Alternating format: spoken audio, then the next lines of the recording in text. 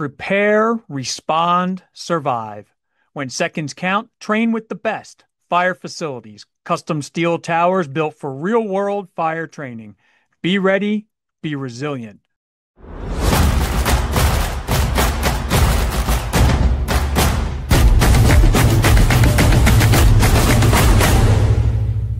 All right, so good afternoon, good evening, or good morning, depending on wherever or whenever you are listening. I will always start with gratitude and thank everybody for tuning in to the Perspectives on Leadership podcast brought to you by Fire Engineering. My name is Steve Shaw, honored to be your host. Very proud to be the Deputy Fire Chief for the Town of Jupiter Fire Rescue Department. Honored to be part of the Fire Engineering family as the host for this podcast, a presenter at FDIC, and an author for Fire Engineering. I say this all the time, but it never gets old for me. Everybody out there has the choice of which podcast to listen to. There's a ton of great ones out there. I am honored that you're choosing to listen to this one. The goal of this podcast continues to be the same as it was since day one, to take some ideals of leadership and translate them to how to use them in the real world in practical ways. So thank you to Diane Rose, to David Rose, Diane Rothschild, and the Clarion team for allowing me to continue to bring value to our listeners. And a special thanks to my fire chief, Chief Donato, for allowing me to continue to have this platform to interact with members of our fire service and provide value to them. So it is October of 2026. Greetings, everybody. I'll just dive right into it. Culture. Culture is a word that is on the hearts and minds of firefighters across the globe. Having just come back from the NFA, this was a topic in both the classroom and after class, whether you're at the coffee shop or the pub for hours on end. So whether it's at the National Fire Academy or FDIC or any other conferences or seminars or gatherings of firefighters, no matter how large or small, you know, when you often get together with firefighters, some of those you just click with. You just click and the dialogues go from wherever you're at and just on, right? So we value these relationships as firefighters, right? They lead to dialogues. They help us translate the various experiences that come from this job. They provide alternative perspectives, different seeing things through different lenses, varying ways to approach things. And these differing viewpoints are healthy for a long career in the fire service. So one person I met while I was at the EFO program in Maryland was Eric McCoy. So Eric is the fire chief over in Huntington Beach, California, clear across the country for I'm at in Jupiter. When we met, we were both working on culture in the fire service from different spaces based on our research. And when we started talking about it, it just led to some really, really great discussions, both at the EFO program, outside the EFO program, and even till today. So I'm honored to have him on. And before I introduce him, there was a few things I was thinking about, three things I was thinking about as I was preparing for this podcast. The first one is the camaraderie we have in the fire service. And I got a story that I'm going to relay when Eric starts, after he does his introduction, to kind of put that into a perspective. Second thing is culture as a topic across the country. As I said, it is a big topic of discussion. So we're going to dive into that pretty deep today. The third thing was, and this is probably the most important part, how to intentionally impact your culture. And I think both Eric and I are seeing it from much different perspectives. For myself, starting a fire department, being a part of a team, building a fire department from the ground up, and Eric taking intentional steps with his team to, let's say, alter course, depending on how he wants to tell this story today. But Eric, let me just introduce him real quick. So we are honored and welcoming Eric McCoy. He is the fire chief of the city of Huntington Beach, California. He's a native son of Huntington Beach. His journey began in 1997 as an ocean lifeguard and ambulance operator. After a brief stint with Fountain Valley Fire Department, he returned to Huntington Beach in 2006, rising through the ranks to become Deputy Chief of Operations, where he spearheaded programs and technologies that dramatically improved efficiency, increased revenue, and so on and so forth. Eric holds a degree from Cal State University, Long Beach, and Columbia Southern University, and was recently completed the EFO program at the National Fire Academy, which is where I met him. Beyond his professional achievements, and most importantly, he's a family man, a traveler, and an active member of his local church. As fire chief, he's passionate about cultivating future leaders, upholding the traditions of exceptional service, and revolutionizing the fire response model to better serve Huntington Beach community. So welcome, Chief McCoy. Thank you for joining me tonight. Thanks, Steve. Thanks for having me. I'm excited to talk about culture. Yeah. As you know, yeah. at EFO, we had quite a few conversations on this topic. Right. I mean, even before this, we were just saying, have we had this conversation before? Probably 100 times, Yeah. you and I. That's the beauty of it, man. And I think that, it's one of those things where if you're at a class or a conference or whatever, it's not just the content of those things, the events, but it's definitely the discussion afterwards. And this is just one example of that, right? Yeah. So let's kind of dive into it. You're on the West Coast, I'm on the East Coast. I thought about how to start like the conversation with that, and I didn't want to dive too deep because that in itself can be like a whole discussion, right? But this is where I'll start with this. Okay, years ago, this was like, oh man, probably in the low 2000s, like more than 2 decades ago. I was in that mode of just learning everything I could about the fire service, right? So I took a trip to Fire Rescue West. I flew a plane out to Fire Rescue West over in San Diego, Yeah. and got to interact with a bunch of West Coast cats, right? And we were in class all week, and I took a forcible entry class. And I remember just being like the only guy from Florida with all these West Coast, California, this is San Francisco, San Diego, all up and down the coast, right? And I remember jumping onto a team where we were doing roof ventilation operations, right? And they put me into this 4-person team and handed me one of those hooks that look like this, right? And I get this hook. I'm like, what the hell is this? Whatever. So I get up, follow the line up to the roof prop, and everybody kind of gets into place, right? And I'm just standing there like a shepherd, right? Watching his flock. And everybody's like, what the hell are you doing? I go, I don't know. What am I doing? But I remember that everybody there, first thing I remember is everybody was a truck person. I mean, you got an incredible truck culture over there, right? But the most important thing I remember about, yeah, it's huge, right? But the most important thing I remember is when I got there to California, I woke up in the hotel, went out to get breakfast in the little lobby right there. And these 3 guys from random departments in the West Coast see me. They saw that I was going to class. They're like, hey, where are you going? I'm like, oh, I'm going to Fire Rescue West. I'm like, hey, come on over here. And we were friends for the rest of the week. It took literally 5 seconds, and we made this connection like that. So that's what I remember of California firefighting. So it's a very positive experience. But am I right? What's that like over there on the West Coast, man? Yeah, I think it's the fire service in general. That's what makes this career that we all choose so special. Is doesn't matter where you go, whether it's across different states. If you go to all over California, we met at the National Fire Academy. I think you find like-minded people and you just make this connection. And I think that is one of the things that makes this career so special, I think, for so many of us. And I think that's where you and I kind of joined a connection on talking about leadership and culture and direction of fire departments. It's pretty cool. It's one of the things, like I said, that makes the fire department so special. Yeah, 100%. So walk me through your path in the fire service. What did that look like? I know I mentioned it just briefly, but how did you get into the fire service? What does that look like all up until today? Yeah, so I started here in Huntington Beach when I was 16 years old.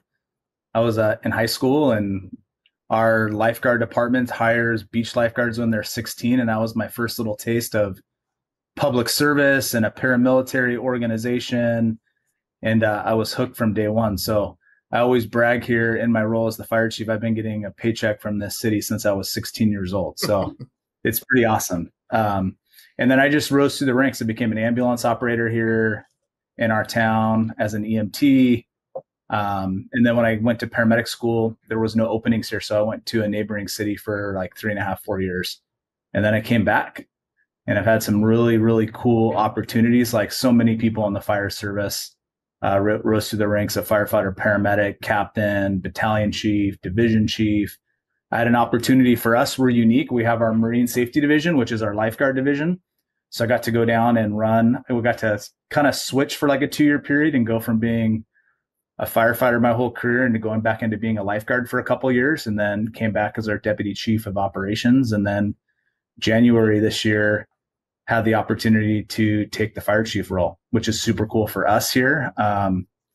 First internal chief in like 15 or 20 years. And so it was a real big step for our organization, which has been awesome.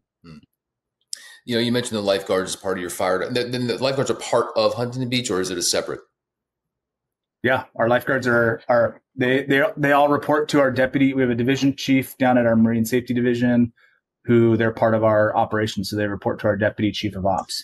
I think that it's so important, especially if you don't have like lifeguards as part of your fire department, to get to know them. I remember in Lauderdale when I was years ago, not ever interacting with them. And at one point, lifeguards were separate, but then they eventually became part of the fire department.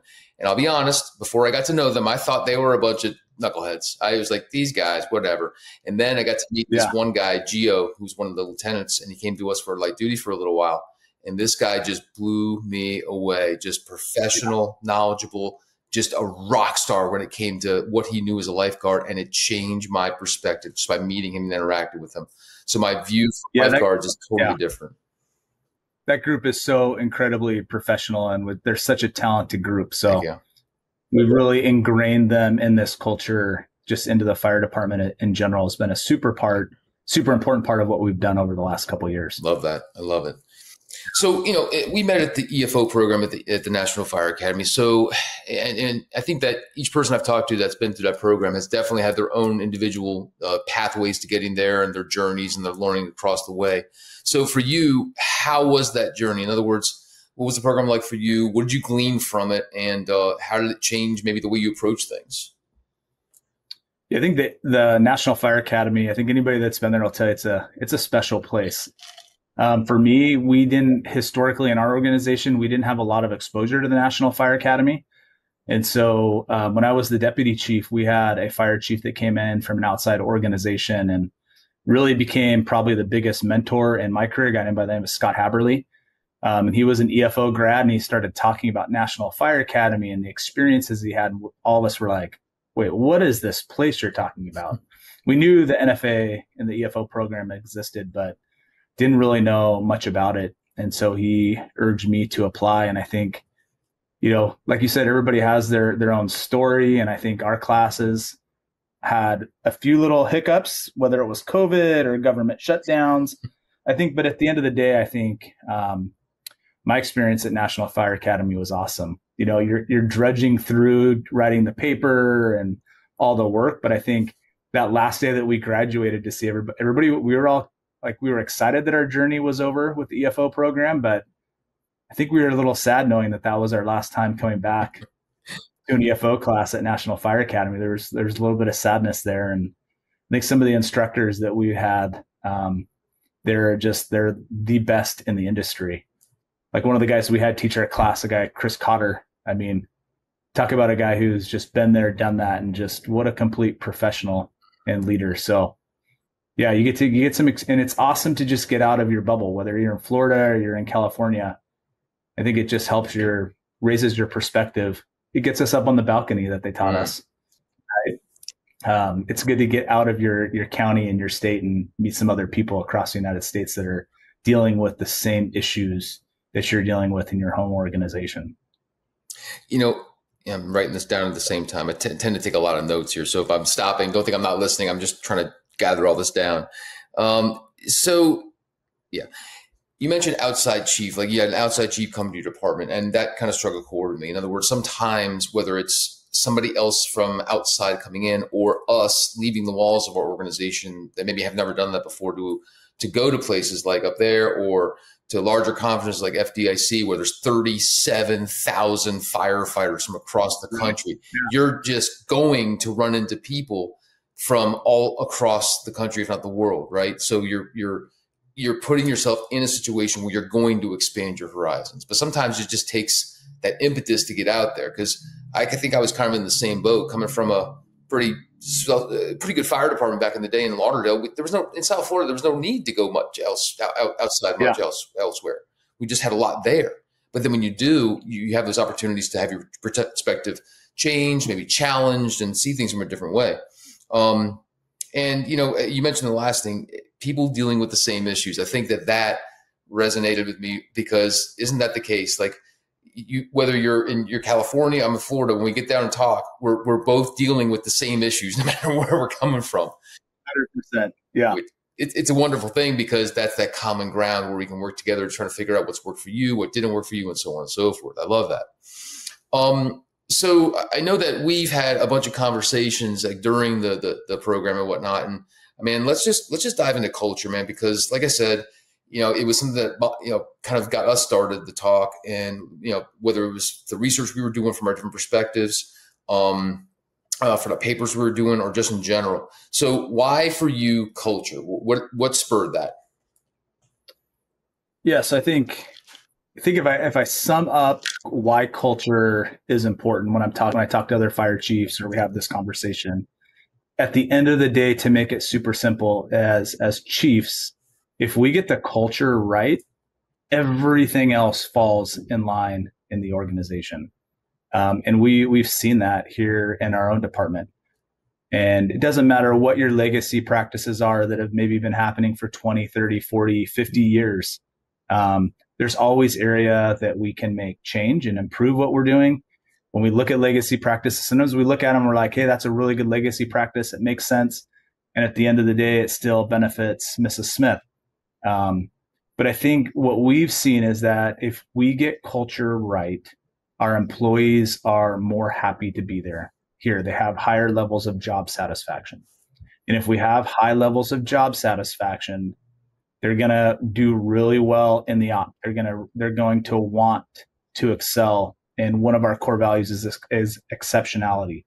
They're going to want to do good on calls. When we have the culture right, we're going to have less discipline with our people.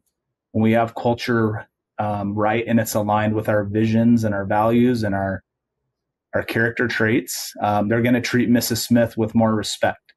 And so one of the things we've seen is that the more and more we get culture in line, the less issues that we have, which is a really good thing. And our people want to be here at work, which is, I think, in all of us as chiefs, we want our people to want to be at work.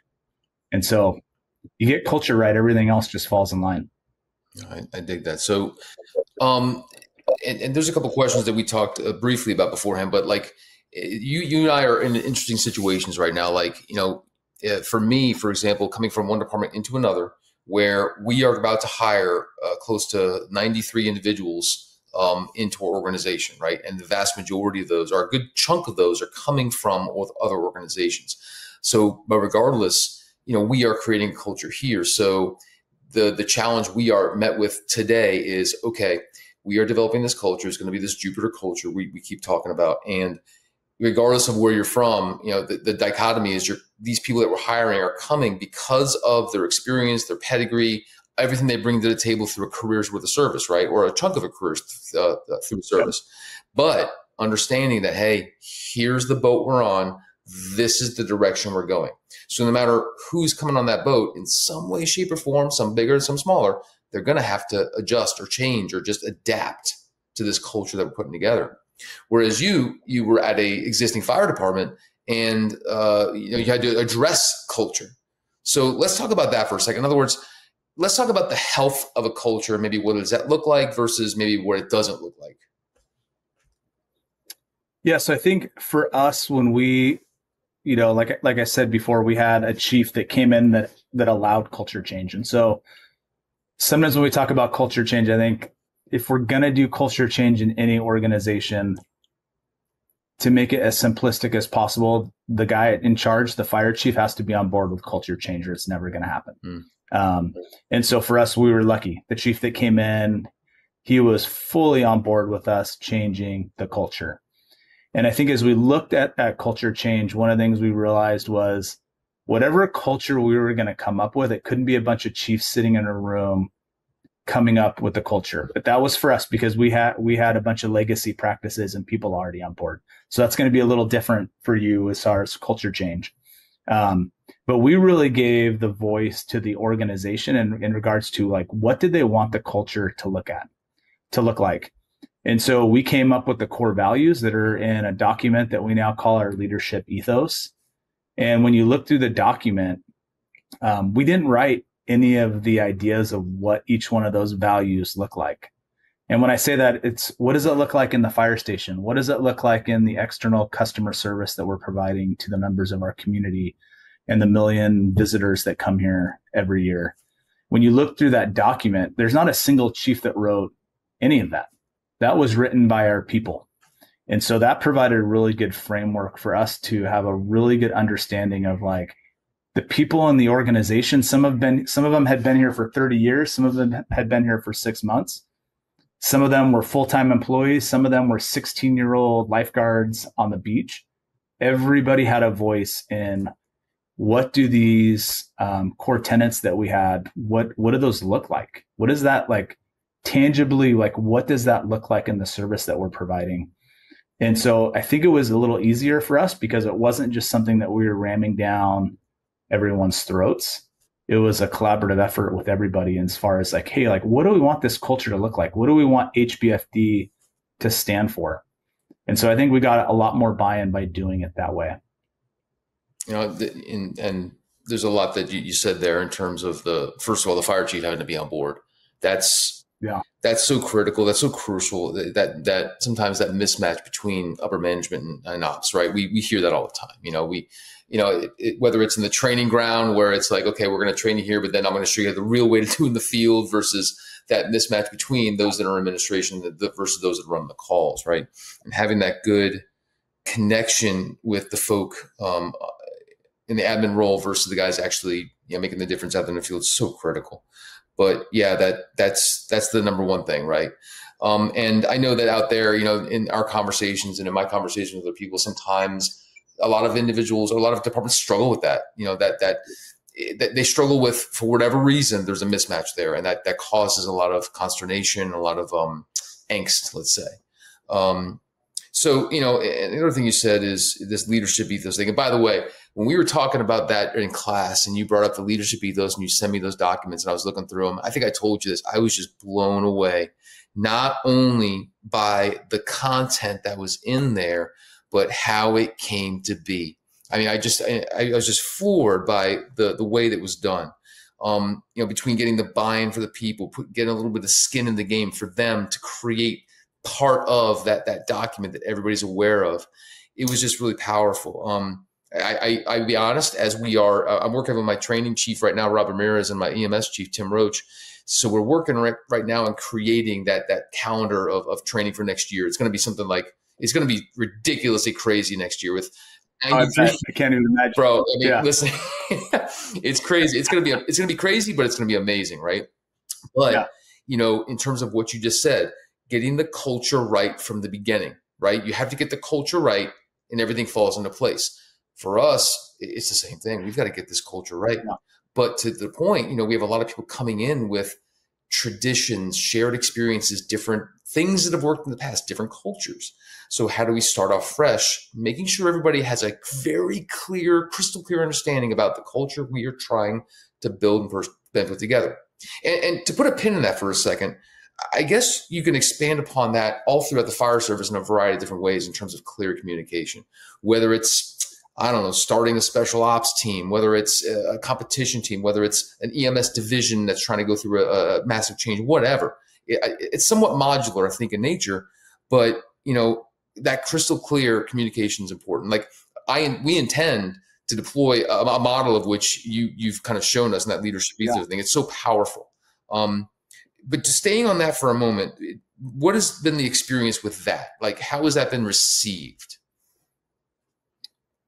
I think it's been received super well. So a couple of things to unpack that you just said on my end would be, I think you talked about chief officers getting out and not getting stuck in their offices. Mm-hmm. I think I don't care. It doesn't matter what size organization you're in. That's a challenge that we have. And so we're having to make like purposeful time on our schedules at least once a week where we're getting out, getting to the stations, having those conversations, having those face-to-face times, and then trying. And we don't have the communication piece, I think, is also always going to be a challenge. We don't necessarily have it figured out. I mean, we're trying new ways of communicating with newsletters and posts on our SharePoint site and, like I said, station visits. So that's going to be a continual work in progress for us, just because we're still seeing that there's areas that we can make some pretty significant improvements with how we're communicating with our people. That's really hard. And I know a lot of fire chiefs like me and like you as the deputy, like we're busy. There's so much stuff going on, and it's really easy to have a whole week go by and I'm like, I didn't talk to a single firefighter this week, which that's not healthy for the organization. And so we're trying to be really purposeful about engaging and making those times. one of the things we did this week is we got rid of all of our committees and we retitled them engagement teams. And so we have I want to say 8 to 10, what we call engagement teams, where they're literally groups of people on different topics that are out there, and we're giving them a very broad leader's intent and just letting them run with the topics that they're involved with. And just this week, we just finished it up before I hopped on the show with you, is just doing like regular catch-ups with those groups. Hey, what are you guys doing? What needs do you have from us? What roadblocks do you have? And then it's really awesome just giving our people like this broad leader's intent and watching them just run with it. Every time we do these catch-ups with our engagement teams, I'm just blown away at the work that the group's doing to make the organization better. It's pretty cool to watch as the fire chief. I love that. So, you mentioned getting out of the office, and we listen, if you've never been an admin, it's hard to imagine what that's like. Like, what are they doing up there, right? What do these guys do up there, right? I hear that. I've heard that a few times. How are you guys so busy? Right. So, it's interesting, just to use it as an example. You mentioned getting out of the office, right? So just recently, last week, my training chief, Rob, and I, we're buying a bunch of tools and equipment to stock our trucks, right? So we're going to one manufacturer for a lot of our battery operated tools. And for me, I'm still not there with the larger saws being battery operated. I know they're coming, but I'm just like, I'm a gas power guy, right? So this company agreed to bring a bunch of props for us to kind of try out. So we're like, well, if we're doing a bunch of props, let's do it over in our neighboring department, Palm Beach Gardens, and use their training facility. That way we can hang out with them, play with them a little bit. And that transition one level more. We're like, well, if we're going to do it anyway, why not just invite all the training bureaus from the local departments? So that's what we did. That's great. And it was awesome. We got out of the office. We got to get in gear. We got to use all these tools from all these from this manufacturer, and we're cutting up everything from hurricane glass to wood to chains to reinforced overhead doors, concrete, metal, wood, just everything, angle iron. And we spent the whole morning just sweating and discussing tactics and strategy. You had fire chiefs in gear, new firefighters in the training bureau gear. I think 8 departments were represented.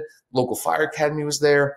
But we got out of our office, and it was just this awesome experience. Like, we walked away, and it was hot. It was one of those hot Florida days too, right? But the end result was a lot of camaraderie, a lot of shared experiences that didn't exist before, because we're, essentially the new guys in town, right? So we're meeting people. Yeah. And now, if nothing else, we've got these little memories, little shared memories amongst the group, right? And it was just about that, intentionally getting out of the office. And what we did was, we essentially turned this prop demo or this tool demo into a micro expo. But like you said, but intentionally getting out of the office, right? Making it. And I think people need to remember that as chiefs, if we're gonna really push for these healthy cultures in the fire service, especially for the chief officers, it's a lot of work. Like, it's a lot of time and effort. And I think it's totally worth it when we see our people excelling, we see our people happy and healthy, and they want to be at work.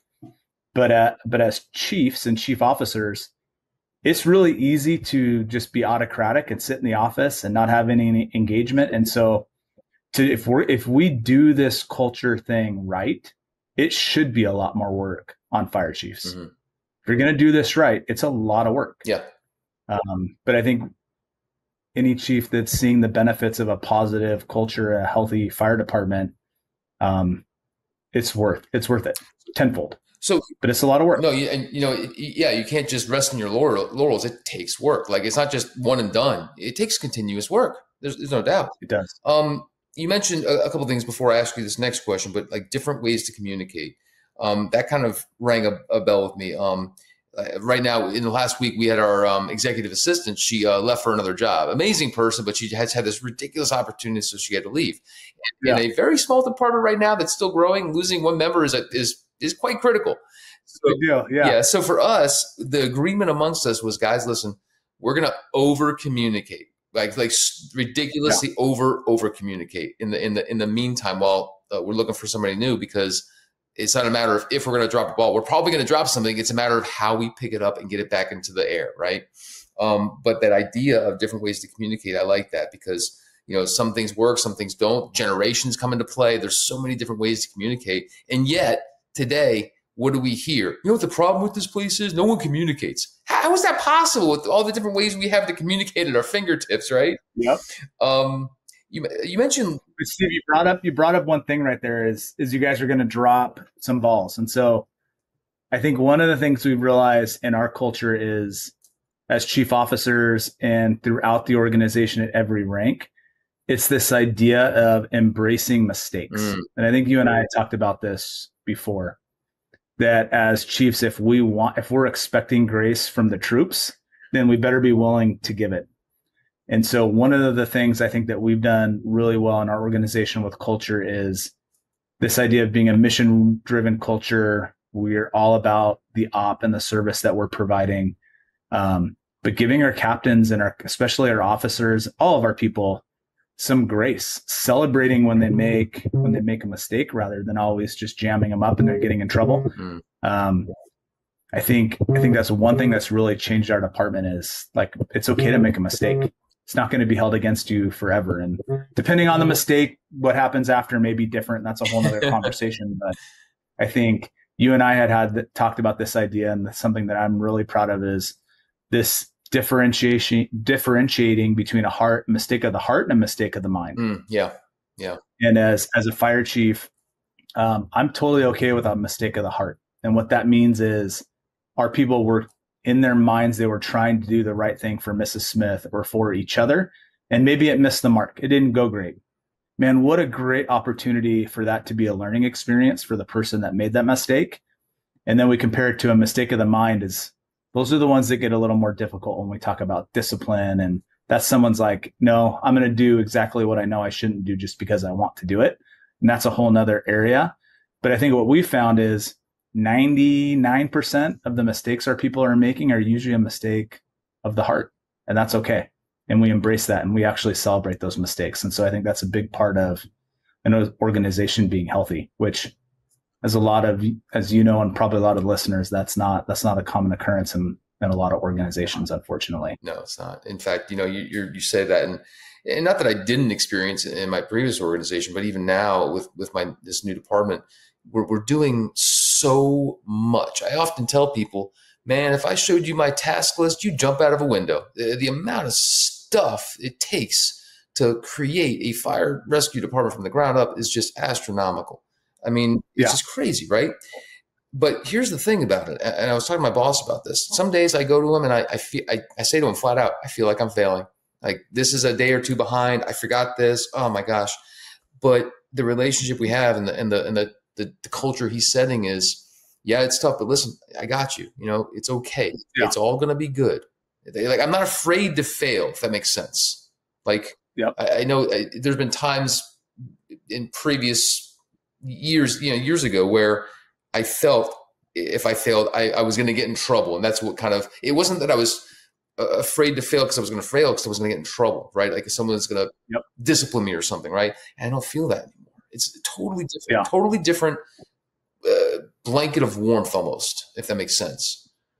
Yeah. And I think that's something that we can model as chief officers to our people it's the humility piece. And so, like, if you look at our leadership ethos, that is and will continue to be our number one core value, because you can't have a good culture if people aren't willing to be humble. And so I have a story. When I was the training battalion chief, we had rolled out a training to the organization and it didn't go super good. People were confused. They were pissed. And I walked in the next round of class and I just got in front of the class and I told everybody, I'm like, hey, as a department, we screwed that up. And we're like, this next class, we're going to fix it. And I had a guy come to me after the class, and I remember it was just like, it was one of those pivotal moments in my career where I was like, whoa. And he looked at me and he goes, hey, chief, I've never heard a chief say that he made a mistake. And I'm like, what? He goes, that was pretty rad. I've never heard a chief say he made a mistake.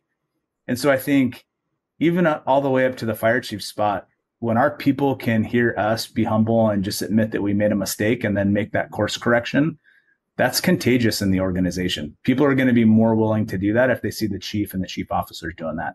So I'm pretty open about when I make mistakes at this point. And that reminds me of something that we were doing. In my time in the training bureau, we love doing after action reviews, love doing after action. And we did it in a very super positive way. Got a ton of videos, went over everything from each person's perspective. And I remember doing one on this very large house fire we had in 49 zone, which is a large area near the beach and just a big, big house. Anyway, long story short, we did this after action, and the division chief at the time, when he was up talking about his perspective from his command post, it was great because he started off like this. He's like, all right, guys, well, this is what it was. I treated this as a single family, single story, or the 2-story CBS structure. It's not residential. This is a commercial structure. I should have approached it like this. I should have done this. And you could tell right after he said that, every person after him had the same freedom, the same permission to go, you know what, Chief? Me too. I did this and this, but here's what I kind of screwed up on, or here's what I could have done better. And it was like you said, contagious. Absolutely. It is contagious. Yes. Yes. You mentioned something here. I wrote it down, and I want to just make sure I talk about it. Well, actually, you mentioned it before, legacy practices versus culture change. Can we talk about that for a second? Because you mentioned legacy practice in the beginning, and then what that looks like in terms of like changing culture. What is that? So I think it's important that if we're going to change the culture, we know, and like I said before, I don't care what size your organization is or how long you've been around. Like we, especially in the chief role, if we're going to be the ones that are leading the culture change, we have to be willing to look at all of our legacy practices. Some of them we've been doing for 10, 20, 30 years, and they make sense. They're good for the community. They're safe for our people, and we keep doing them, but we're going to look at them. Some of our legacy practices, and I think this is where the humility piece ties in, especially with, those of us that have been in our organizations for 10, 20 years, is there some legacy practices that we've been doing that they don't make sense and they need to be changed. Mm-hmm. And we all know the adage about change in the fire service. It's super hard, but we have to be willing to look at those legacy practices. And if they don't make sense, or there's a more efficient way for us to do something, or there's something that we're doing and we can change it and it's better for our people, then we have to take those things on when we do the culture change. It's super important. Mm-hmm.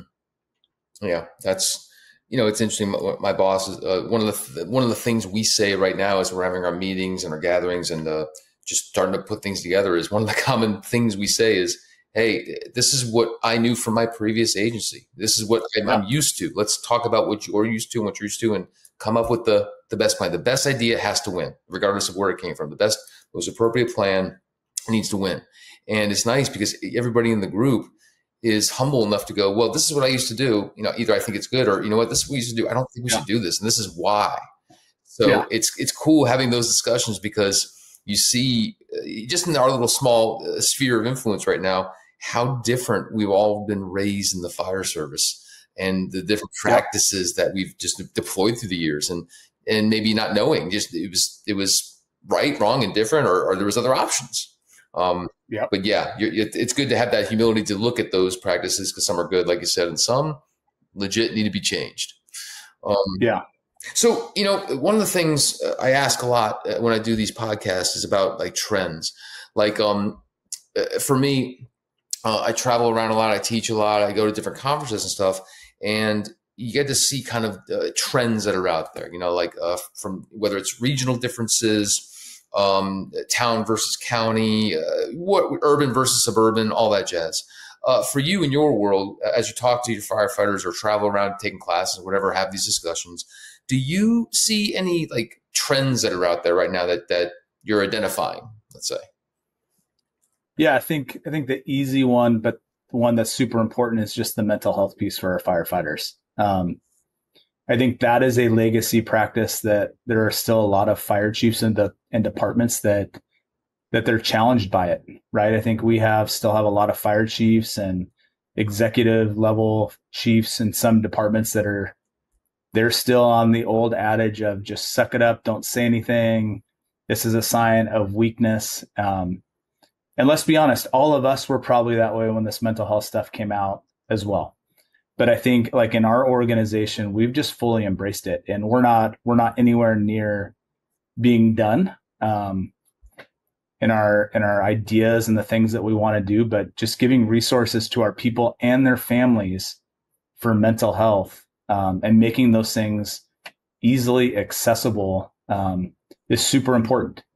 And I think when we talk about the mental health of our people, if we have some departments that have said like, well, you offer these resources to your employees and their families, and it's like, yeah, because at the end of the day, if firefighter Smith goes home and his marriage is on the rocks, there's no, like, we talk about this work-life balance and they talk about drawing the line between personal and professional. Like that's not a thing. There's no way that firefighter Smith is at home having issues with his wife and it doesn't bleed over at work. And so if I can help him get his personal life to a place where he's happy, he's going to be a way better employee, way better coworker, way better servant to our community when he's here. And so those are just some realities that I think we're still challenging legacy practices. In the last couple of years, we have a peer support dog. His name's Kingman, the fire dog. And even when we first had the idea of the dog, I'm like, a peer support dog? Like, what? Are you kidding? Like, what? I was a skeptic at first. And the engineer that we have, that's the handler, I mean, I have seen so many fantastic things out of this peer support dog. And one of the examples I use is we had one of our police officers passed away in the line of duty a couple of years ago, right when we got the dog. And cops are just like firemen. They're sitting in the room and, they're trying to do this debrief and everybody's got their arms crossed and they don't want to talk. And then guess what? I watched Kingman walks in the room and everybody that pet the dog started crying.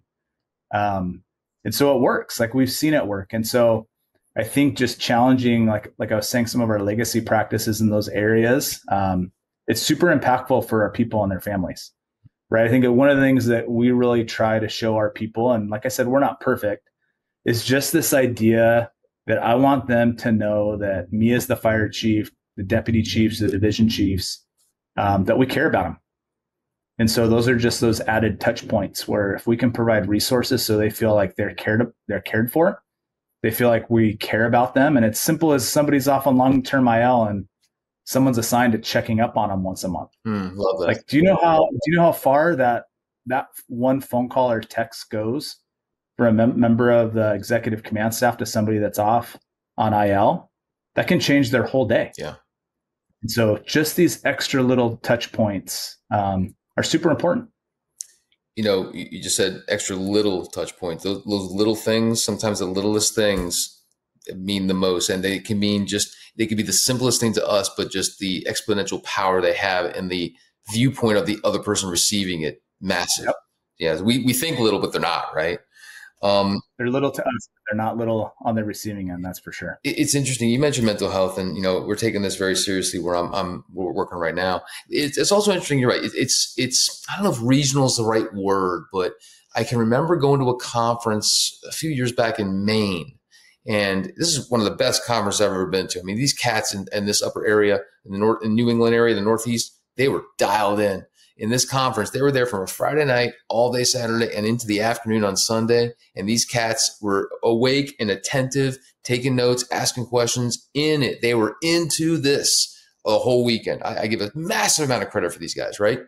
But it was interesting, some of the conversations and the regional differences. Like for us in South Florida, first of all, we're very ahead of the curve when it comes to mental health, everything from chaplaincy, behavioral health, the BHAP, the peer support teams, the chaplaincy, the dogs, peer, all that stuff. We're there.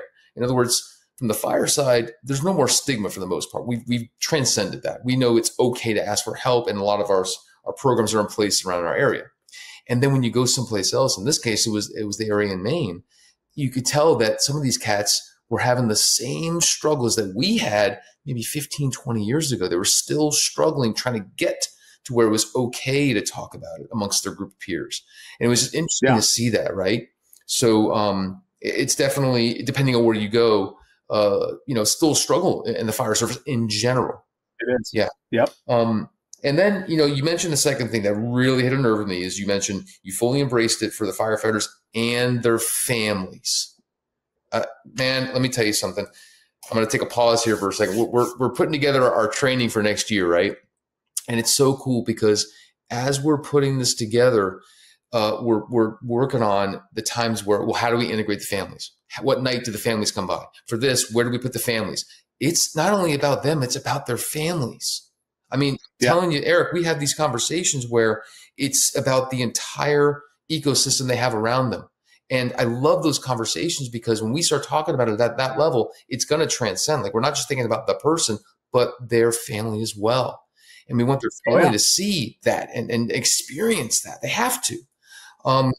It's like, you're right. It's hard. It's almost impossible to draw that line between work and family, right? Or work and life. There's always going to be a bleed over. Yeah. And for like looking at, like you mentioned, the peer support and having the canine and whatnot, it's interesting because we're putting those together right now. We're putting together peer support teams, chaplaincy programs, the whole 9 yards. And it's not just because, well, if you're building a fire department in 2025, you should have these in place, which is accurate. But it's also because the people that we're hiring are already going to come with their bags packed. They're already going to come with trauma and PTSD, and they've seen this and done that. That we're expecting that. We're not. It's not going to happen from day one here. They're already coming with it. So we have to build that safety net before day one, so it's in place and ready for them. And the additional things they're going to see. So yeah, for sure. Yeah, it's good that you mentioned those mental health aspects of things. And the dogs, by the way. Man, I didn't realize how, like, in my neck of the woods in the town of Jupiter, how dog-centric, how canine-centric the town is. I didn't know. And the power of it, knowing, well, first of all, I'll tell you right now, we're going to have at least one dog. I'm not even sure how we're going to do it yet, but it's on our plan right now. We have some ideas. We just got to deploy it. But yeah, it's a powerful thing when you have that, whether it's a search and rescue for USAR or a therapy dog or a support dog. They are a powerful member of the team. Huge. Here in California, we have them. The dogs are in the mutual aid system now. Oh, I love it. So we've sent our dog and our canine handler off to a couple of wildland fires north of us. I love it. Like, they're gone. They're deployed. So it's pretty cool. Man, listen, and by the way, I'll deal with hurricane after hurricane. You can take those wildfires, man. Holy cow. Holy cow. I'll deal with the stupid hurricanes. I'll deal with it. One of the last questions I ask as we're kind of sort of wrapping things up here. For you, given your experience, given your time on the job, given your current position, and just holistically, are there any issues in the fire service today that keep you up at night? Do you have any concerns, things that keep you up at night? Yeah, I think it's similar to the last topic. I think the mental health piece keeps me up at night. I think just the health and well-being of our people are what keep me up at night. And then I think, like any other fire chief, I think if you're going to take this job as a fire chief, you got to love the people that are working for you. And so I think we're always going to be challenged with the things that we want to do for them and the resources we want to give them. And as chiefs, we're always constricted with, right, it's always a money problem. And so just trying to figure out how to give our people everything that I think that they need, and then trying to come up with creative ways to get them the things that they need. And so I think that's kind of the stuff that keeps me up at night. And then obviously it's always the operational stuff, right? As chiefs, you hear the tones go off. It's 2, 3 plus alarm fire, and worrying about our people being out on the streets and making sure, that we've given them all the resources and the things they need to do their jobs safely. Those are the things that keep me up at night. So let me finish this. So yeah, you know what? I dig it. We can only do so much, but I think you said it before in terms of where we started from this conversation up until now, the intentional communication with people, listening to them, get out of the office, making sure if you can't fix something or if you're struggling to do it, at least you're aware, at least we're trying, at least it's not like forgotten. It's not ignored, Yeah. I think we got to remember too, that sometimes some of our people, they just want to be heard. They want to feel like they have a voice in the organization. And so making ourselves at the chief officer level available to our people is super important.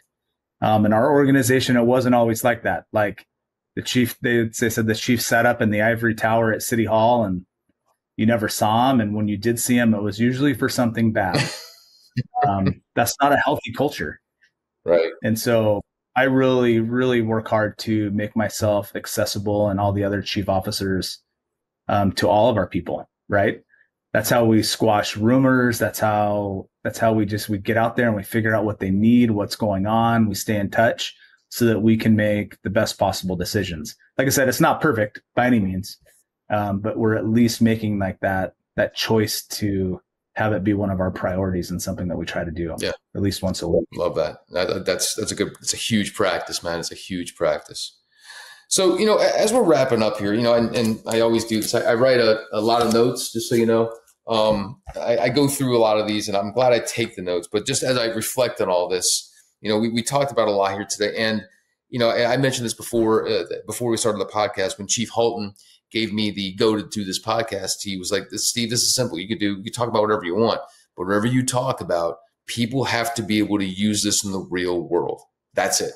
So I think that we did justice to that by just looking at the notes right here, right? So, going through this, we talked about, going outside your box, whether it's, like we mentioned, the National Fire Academy, FDIC, whatever, this getting out of your comfort zone, encouraging people to go outside, and intentionally find opportunities for different perspectives, different conversations and whatnot. And we talked about a variety of those.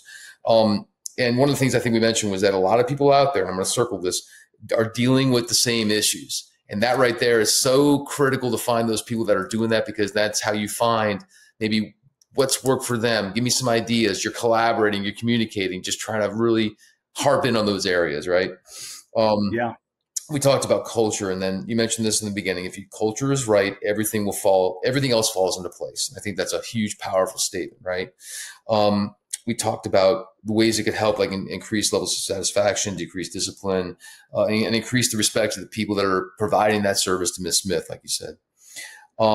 You mentioned the fact that the fire chief has to be on board. And that's, I think that as people are listening to this, they may say that they come from a department where there's a struggle there for whatever reason. And, trying to find intentional, creative ways to have those discussions with the fire chief, intentionally trying to make the culture better, are important. That can be a struggle. You mentioned leadership ethos, and I'm telling you, man, if there's one thing that I will always remember you for, is that the leadership ethos, the exercise, that document, and how it was created. And I'm always going to be thankful for that.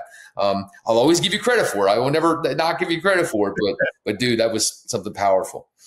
You also mentioned the idea of getting out of the office, especially as chief officers in the admin role. We have to remember that if we're out there, we're now out there, we're seeing our people, they get to see us, it leads to collisions and all kinds of things, but we have to get out of the office and be intentional about doing so. And you give a really good example of that. I talked about different ways to communicate. You mentioned turning your committees into engagement teams, and just, the way you talk to them, catch up with them, and express the leader's intent on a regular basis. That's pretty powerful too, man. I dig that. You'd be amazed on, if you just build the box for them, build some simple boundaries, give a leader's intent. If the culture's right, man, your people are just they're gonna thrive. They're gonna get after it, and that is really fun to watch as a fire chief. I dig that. We also mentioned making mistakes, man, and the giving of the grace when it's done. And I love this. And I think that as I take notes, and as I think of things that I'm going to remember and kind of dive into afterwards, is that idea of the difference of making mistakes of the heart versus mistakes of the mind, and how those are two different things. And that's a powerful concept that probably can be unpacked for another hour or so, just that idea, right? Yeah. And then we talked about things like the trends, like mental health and everything. And I love that we kind of dove into the last part of that. Not only ways to look into it, whether it's your peer sport team, the therapy canines and whatnot, but also the idea of including the families. I think as we finish this conversation, I think that's, again, one of those things I remember as we're leaving, is it's not just about the individual. It's not about you, me. It's also about the people that we go home to, those families. Very important. Yeah. Yeah. Our families are letting, the families of those that we get to serve are letting them, or their family members, come to us. Yep. And we're going to watch them for 24 hours, 8 hours, whatever it is. And then they go back home to their families. So they are a part of this journey, 100%. And anyway, so I think that, as I look at this, I'm glad that we kind of got together and summarized not only our little Yeah. journey between the EFO program and our papers on culture and what we're doing with it, but just, practical ideas to use that in the real world, man. It's phenomenal. So, as we kind of come to a close here, for you, what are the last things in your mind based on everything we talked about, based on culture? Is there anything that, like, I don't know, final words or advice or anything like that as we kind of wrap this up? Yeah, as you know, you and I could talk about. We could have like a 3-hour podcast on this stuff. I think with the last piece that I'll hit on, or the last two pieces, would be that if you're going to do this culture right, we have to allow our people to lead at every level of the organization and provide spaces and capacity for them to do that. And so that's all the way to the brand new rookie firefighter who's been on for less than a year. Like, there's areas where we can teach those people how to lead. They can lead in their roles. Our engineers, our lieutenants, our captains, all of them have leadership opportunities. But unfortunately, I think in the fire service, a lot of times we don't start talking about leadership until people start getting to like the captain and the chief officer level. And so I think us really embracing this idea that we have people that can lead at every single level of the organization. I think that's really important, something that needs to be talked about. And then I think lastly, one of my big things is reminding those people in our organizations that want to promote this idea of servant leadership. And the higher and higher we promote in the organization, the less and less it is about us as individuals. And that starts when you first become a company officer all the way up to the fire chief. No part about this day is about me at this point as the fire chief. And we talk about that a lot, that if we're going to truly practice this servant leadership model, that the higher we go, we need to be more and more focused externally on the people we're serving and less about us. And I think we forget that sometimes in our leadership journeys, for sure. No, I love that.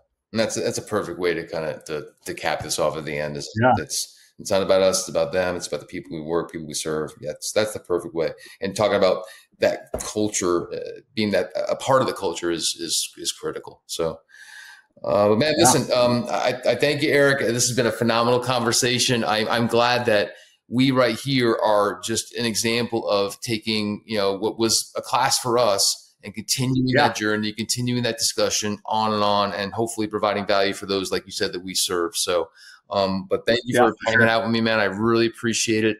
And as I kind of close here, as I remind all the listeners, we do this the second Friday of every month. Another episode drops.